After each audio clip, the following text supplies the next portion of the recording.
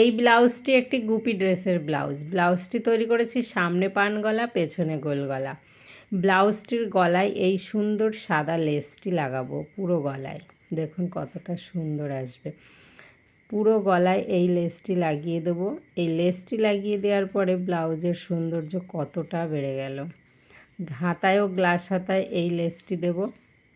তার জন্য এখানে আমি হাতাটি আগে পেপারে সেট করে নিচ্ছি।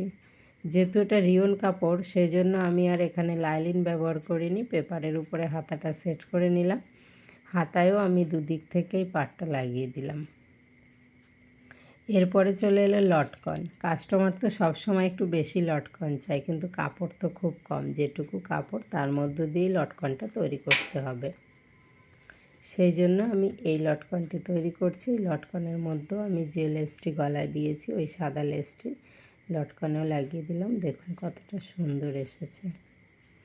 পুরো ব্লাউজটি আমি পরে আবার আপনাদের ডাম্মিতে পরিয়ে সামনে পেছনে গলা পুরো ডিজাইনটি দেখাবো। হেমটা করার পরে আশা করি ভালো লাগবে।